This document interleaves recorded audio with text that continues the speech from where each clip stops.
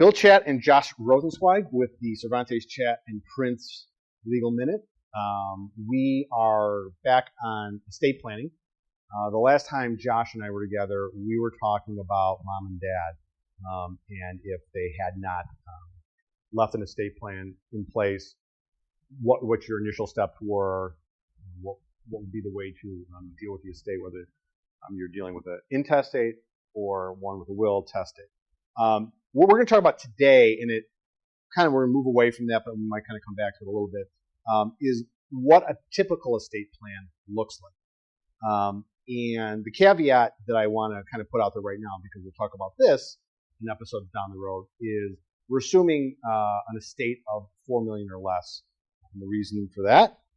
There is no tax ramifications for it. In Illinois, the estate tax threshold is $4 million. So if you're under $4 million, there's no estate tax that's going to apply. And at the federal level, it's close to $13 million. Per spouse, right. Per spouse, right. Exactly. So we're not talking about the uber wealthy here. We're talking about everyday people.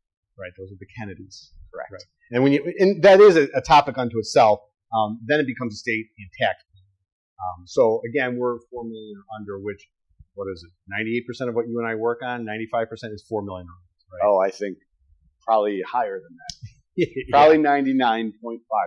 Right. So we just want to kind of keep that in mind. And that does matter. It's one of the first questions we're going to ask on the intake is, give us kind of an inventory of your assets, because that would matter, right? And we might hook you up with a financial planner, because sometimes those guys and gals are the ones that are going to have funds that roll into an estate and things like that. So we want to know that. Then we want to kind of become the last people to touch anything. But again, so we're talking about just basic things. So, husband and wife both have jobs, wife and wife, whatever it is. We have two spouses together. They come to us and they say, we need an estate. Okay. And so let's just touch on the two things that we both talk about. We're not fans of them. But when you're really, really basic, they do exist. And one is called the small estate affidavit, and one is called the toady. So a lot of times people really, for budget reasons, what's the cheapest thing I can do? All I have is a house, and I want to pass it on to my son or daughter or whatever. Okay. I heard about these things called transfer on death insurance, and I'll be like, I'll do it for you, but I don't recommend it. Yes, I'm an attorney, and we can do these things, but it's a really basic form, right? Correct. It essentially, a toady is in the format of a deed. And what it does is it transfers, it's a transfer on death instrument. So what it does is it transfers on the death of the owner the title to that property to whoever the beneficiary of the toady is. So in the scenario Bill was talking about, usually it would say, if I was transferring the toady, I would be transferring it to my son. I would execute it just like a deed. We'd have it notarized just like a deed. And then we'd send it to the recorder, and it would be recorded in the county where my property resides just like a deed. It has no impact on ownership right now. It only applies once I pass. And I think one of the benefits of it is, if there are any, is it's nice that it doesn't impact your ownership right now. Right. So you still are the owner, and you can still sell the property if you want to. Right. But there are drawbacks to it, especially if you're on the beneficiary side. Right. Well, and it's what it is it's subject to whatever's going on with that property. So if mom or dad have a mortgage, if they've got property code violations and mechanics, yay, you just inherited a bunch of liability. Right. You don't have to take it, right? You can reject it. It's not forced upon you. But it is subject to whatever's going on with the property at the time. So right, property taxes, mortgages, and things like that. And just because it's claims of third party, easement, or encroachments, all that stuff is going to apply. Right. And it shows up in title, so we'll be able to see that in there. So when you and I do our normal estate planning, if it's there, like someone did this a long time ago, we'll say, oh, by the way, this is here. The reason that matters is this happened to me. Mom had an estate plan, and she, right within the will, daughter was supposed to take the entirety of the house. Now, had she done that, the way the will was written was the estate shall pay off the mortgage, any of the expenses, blah, blah, blah, and then give daughter the house. So that means the other beneficiaries have to wait till the estate cleans off the title for the house and then puts it in a position to give to the daughter. Fine. Mom, for some reason, thought it'd be an extra measure if she went and recorded a toady, giving the toady to the daughter. That took it out of the estate plan and then gave her the house, subject to the mortgage that was on the house. And any other liens that may have existed. Exactly. Sure. So so that's the cautionary tale. That's that ever happened where somebody. See, that's why one of the important aspects of estate planning is not just getting the plan done. And I understand that most people don't like talking about this and they don't want to have to do it because it's about what happens with their stuff once they're gone. And especially if you come from maybe a complicated family situation or you have some complex relationships with family members, this can be a really uncomfortable topic. But what Bill is talking about underscores the importance of following up. Just because you've got your will signed or you do a toady and you've got it recorded, it doesn't mean that you're done. Estate planning is something that is ongoing. Like the practice of law, we're always practicing. Estate planning is planning. You have to keep doing it. Right, and that's, especially when I do the estate plan for those forward-thinking younger people, I'll say, hey, look, you right now are under $4 million and things like that. So, if you become the CEO of your company, if you win the lottery, if you get an inheritance, right, and you got to call me. You got to call somebody. Maybe it's not me. Maybe you'll listen to that. But you got to do something because now your estate planning needs to change. That's changed. And sometimes, again, to that point where hey, it's the couple and their kid in the house, and their thoughts are simple. But as you get my age, you start thinking about what do you want to do for the kids when they get older and things like that. Right. You start thinking differently anyway. Yep. So, I didn't get that call once in a while. I want to talk to someone because I need to update my estate plan. A lot of times I get that call. I'm like, okay, well, why? Well, I was just really old. I'm like, okay, well, good point. And things may have changed in your life that, generate the need for that. But maybe not. But, you do get that call too. So you have someone that remembers what you said, which is, this is for now, but it's an ever evolving process. So, something changes.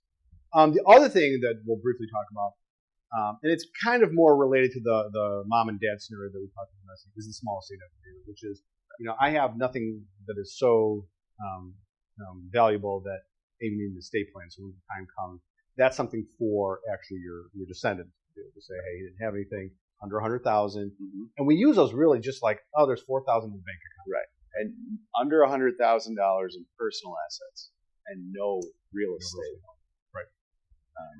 Now, I have seen, and we've talked about this a lot, small estate affidavit can be a very effective way to administer someone's estate when it qualifies. Again, no real estate owned and less than $100,000 in personal assets. Personal assets can be cars, it can be jewelry, it can be cash, things of that nature, a baseball card collection, those sorts of items.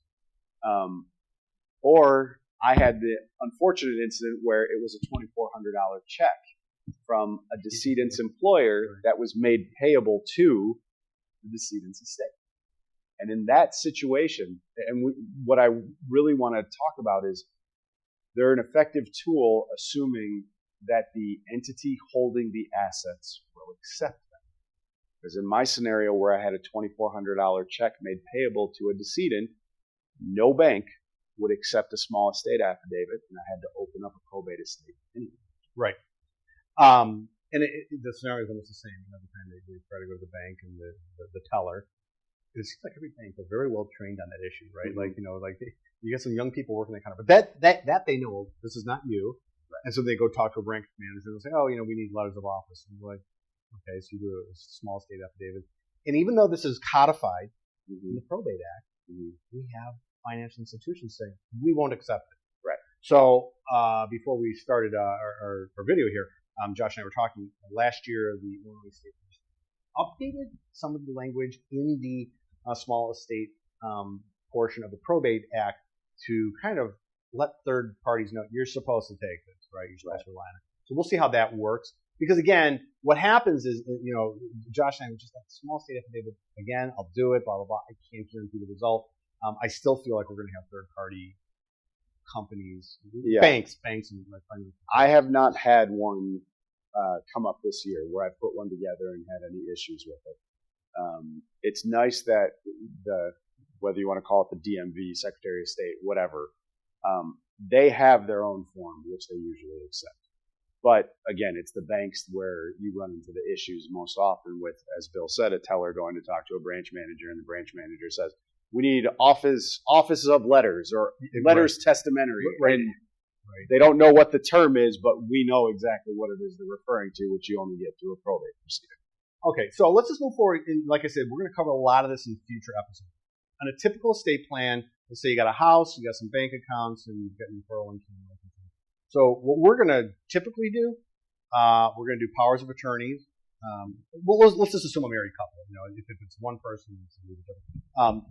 Either way, we're going to do powers of attorney, healthcare, and for property. We're going to do a trust, because that's how we like to dispose of real estate. Generally, is a revocable living trust. We'll talk about revocable in episodes to come. And then we're going to do what's called a pour-over will. And my explanation to all my clients is the pour-over will is just a catch just in case.